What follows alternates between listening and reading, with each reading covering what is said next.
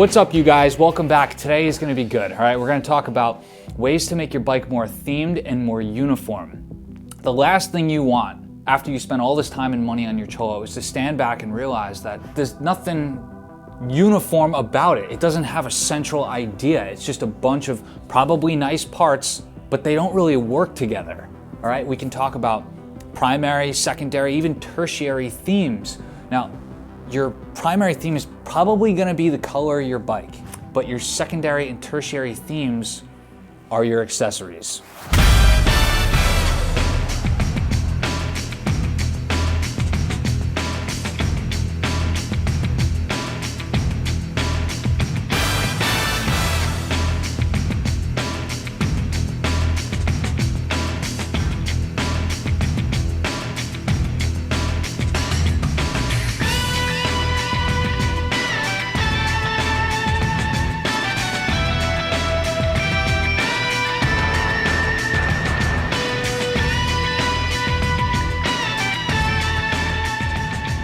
To match my new floorboards from Cyclesmiths, I got new pegs and pedals from Cyclesmiths. We're going to install them today, and I can't wait to see how it looks. We're going to do driver pegs, passenger pegs, shifter, and brake pedal cover. We're going to get to work right now.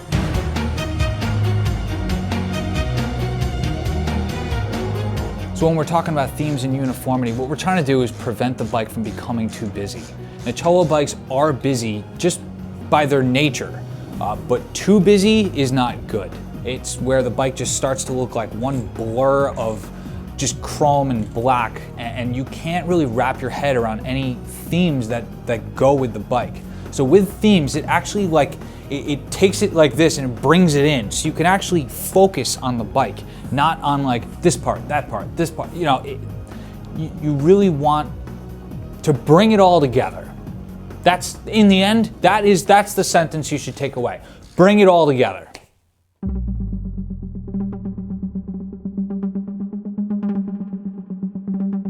All right, so here's where it gets a little tricky. You also want to prevent your bike from becoming too generic looking. That's just another Cholo. Yeah, they all look the same.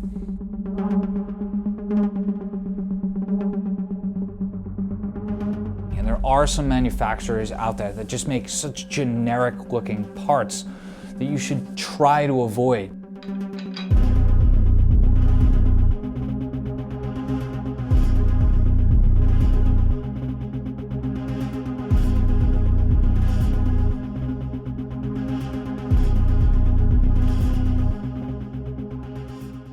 And there you have it. It's all done.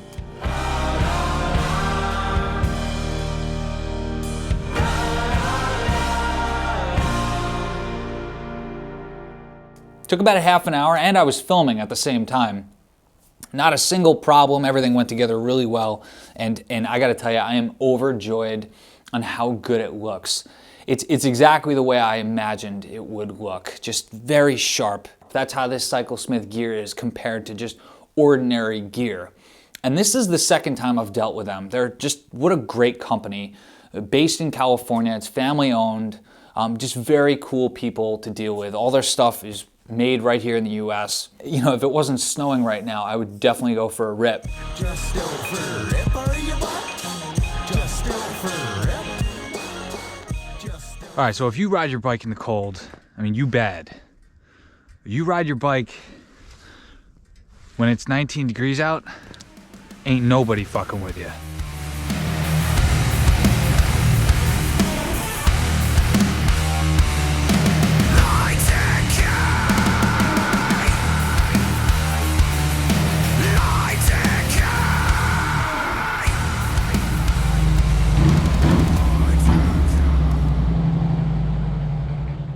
You know, and just to touch on what we were talking about earlier with themes and uniformity, this has now moved into the secondary themed category. Right behind the main theme, which is the overall color of the bike, this is now the secondary theme. You know, with the chrome, the black top, with the rivets, it just works so well together. The parts, they're just so good looking, and they melt right into the look of a Cholo.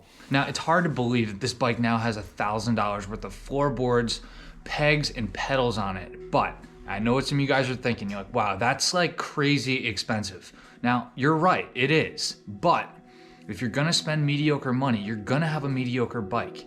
It really does pay in the long run to buy the part you really want the first time. That way you don't have to buy everything twice, you have tons of parts just lying around, and you spend almost double the money when you could have done it right the first time. Don't buy everything twice like I did. Just get the part you really want straight from the beginning. You'll be happy you did, and you'll save money. You know, when it comes to inspiration for this build, I'm probably just like you guys. I look at the internet. I look at people's bikes. I look at films and forums and photos. Whatever people put up, I look at, I analyze, and I've come to the realization that it's actually more important to know what you don't want versus what you want. I don't like that about the Cholo, so I'm going to avoid that at all costs. I'm sure we all have our pet peeves about certain Cholos that are out there and how people have built them and ways we can avoid it. For me personally, it was a long fork, you know, without the fork drop. It drove me nuts. Being, you know, able to see that hump, which is why I went with longer beer cans and a further than 2-inch front end drop. And I love the way it sits. I love that nice flat plane way about it that it sits. I thought that if it came up too much in the front, it would kind of look a little too 70s, which I really try to avoid. All right, guys, that's pretty much all I got. Seriously, think about doing this if you're doing a full Cholo build. Hit me up if you got any questions. We'll see you soon. What do you think? Should I go out and ride? See you guys.